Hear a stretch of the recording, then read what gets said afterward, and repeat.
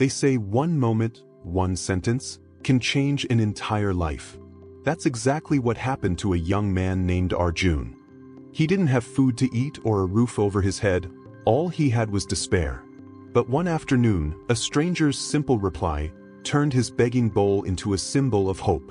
This is not just a story about money. It's about the kind of help that doesn't feed you for a day, but teaches you to feed yourself for life.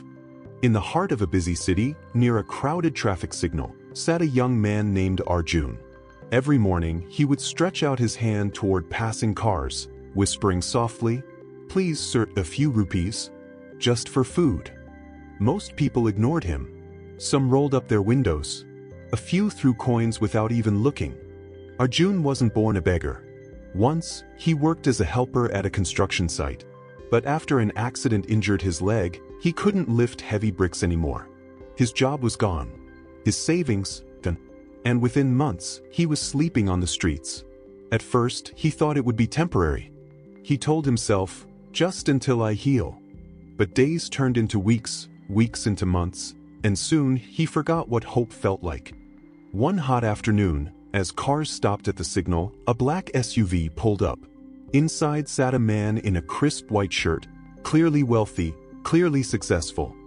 Arjun limped toward the car and said, "Sir, please, just a little money. I haven't eaten since morning." The businessman looked at him, not with disgust, not with pity, but with thought. He rolled down his window and asked, "If I give you 100 rupees, what will you do with it?" Arjun hesitated. "I'll buy some food."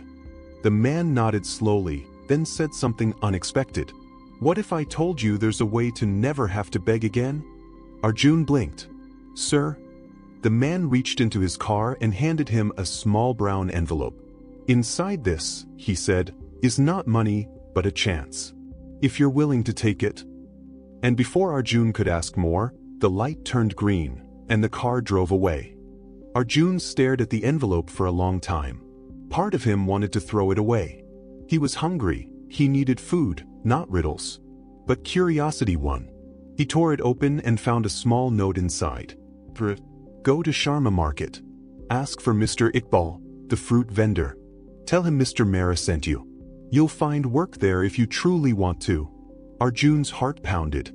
Was this real? Or just a cruel joke? He sat under the shade of a wall, reading those words again and again. Then, for the first time in months, he stood up with purpose. The next morning, Arjun reached Sharma Market. The smell of fruits and vegetables filled the air. He found an old man arranging crates. "Mr. Iqbal." "Sir," Arjun said nervously, "Mr. Mehra sent me. He said, you might have work." Mr. Iqbal looked him up and down. "You can't lift much, can you?" Arjun shook his head. "All right," the vendor said, "then you can clean the stall, arrange fruits, handle customers. Work honestly, and I'll feed you lunch every day." Arjun's eyes filled with tears. He nodded quickly, whispering, "Thank you, sir." That day, for the first time in a long time, he didn't beg. He worked. And when he ate that simple plate of rice and curry, it tasted better than any feast in the world. Days passed. Arjun came early, cleaned the stall, helped arrange the fruits neatly, and greeted customers politely. He made mistakes, dropped a basket, miscounted change, but never gave up.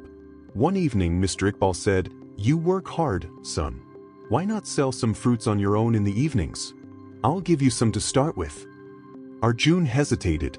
"But sir, I don't have money to buy them." The old man smiled. "Take them on credit. Pay me back when you sell." And that's how Arjun began his own tiny fruit stand near the railway station. Just a few bananas, apples, and oranges, but they represented something much bigger: faith.